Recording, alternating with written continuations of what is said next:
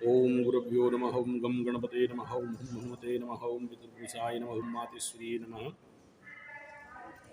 इस वीडियो का लक्ष्य यह है कि एक एस्ट्रोलॉजर, एक पूजक, एक प्रीस्ट, एक जो कर्मकांडी है उसका प्रतिदिन का कर्तव्य क्या होना चाहिए।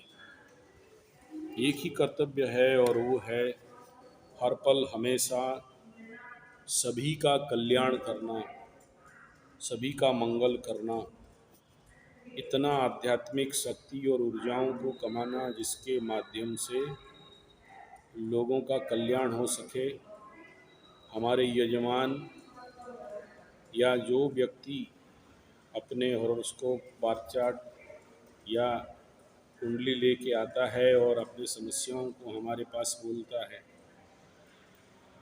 तो नेचुरली हम लोग हर दिन अपने पूजा में, अपने हवन में, अपने साधना में, अपने जप तप मंत्र इत्यादि में आप सबके लिए नेचुरली हम लोग प्रार्थना करते ही हैं, क्योंकि ये हम सब का उत्तरदायित्व और कर्तव्य है।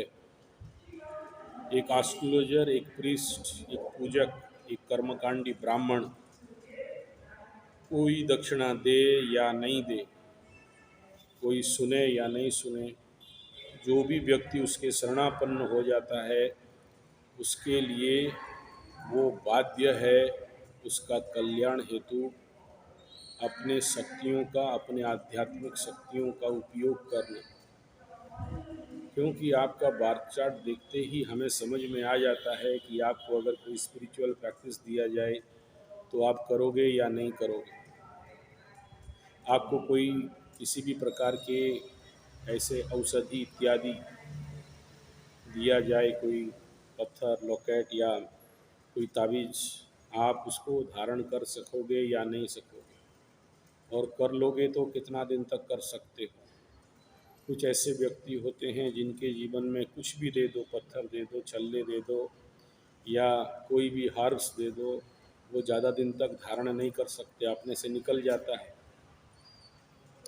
तो फिर ये हमारा एनालिसिस का एक पार्ट है या हमारा कर्तव्य का एक अंग है कि हम लोग आप सबके कल्याण के लिए, जो कोई भी हमारे पास अपना हॉरोस्कोप लेके आता है, बर्थ चार्ट लेके आता है, कुंडली लेके आता है और देखते हैं समस्या इस व्यक्ति विशेष के जीवन में है, तो उस व्यक्ति विशेष के जीवन से आने वाला समस्या से मुक्ति या कल्याण हेतु हर दिन हर पल हमारा, जब भी हम लोग साधना में बैठते हैं या ध्यान करते हैं, जप करते हैं, हवन करते हैं, पूजा करते हैं, पाठ करते हैं, तर्पण करते हैं, मार्जन करते हैं, कीर्तन करते हैं, भजन करते हैं, कुछ भी करते हैं, आखिरी में आप सभी जो भी हमारे पास आते हो अपने समस्याओं को लेके, तो ज़रूर ईश्वर को हाथ जोड़ के प्रार्थना करते हैं कि प्रभु सभी का कल्याण हो, सभी का मंगल हो, और हमारे पास तुम जिनको भेजा था वो कुंडली लेके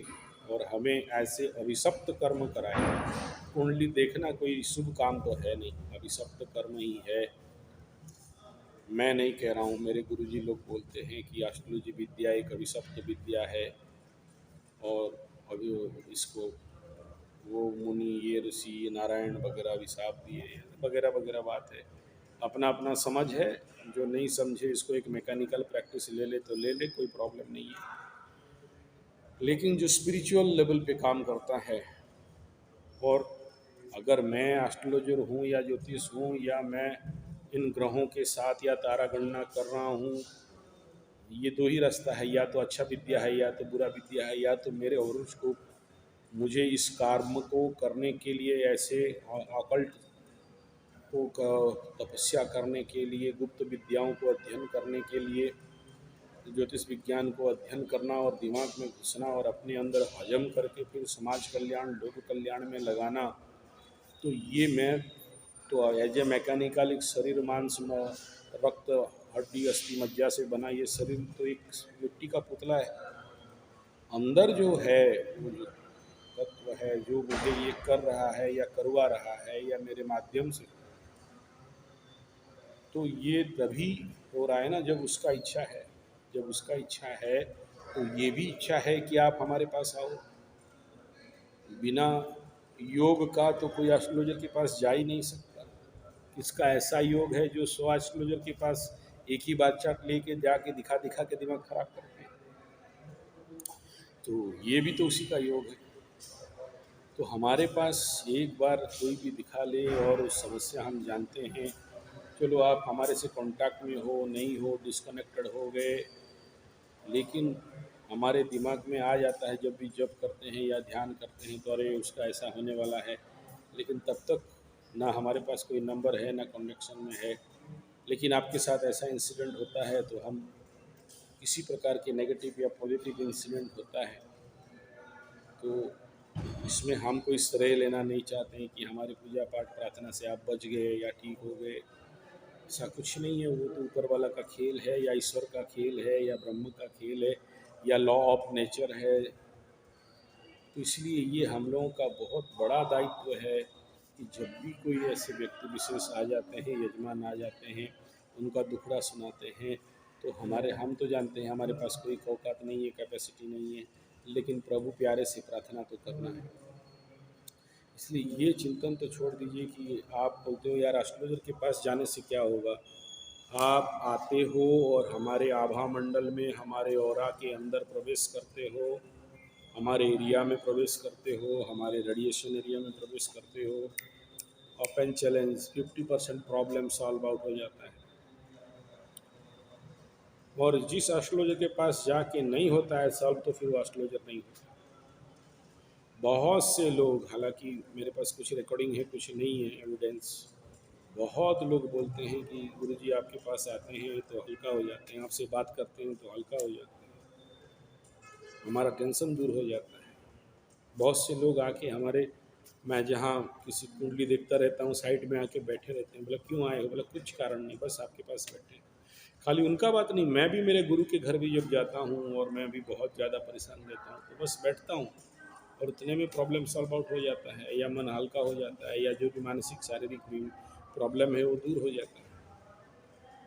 ये तभी होगा ना जब हम लोग साधना करेंगे। जब साधना नहीं करेंगे, केवल ग्रह नक्षत्र और ताराओं को पकड़ के बैठेंगे और लोगों को किताबी एनालिसिस दे देंगे, किताबी प्रिडिक्शन दे देंगे,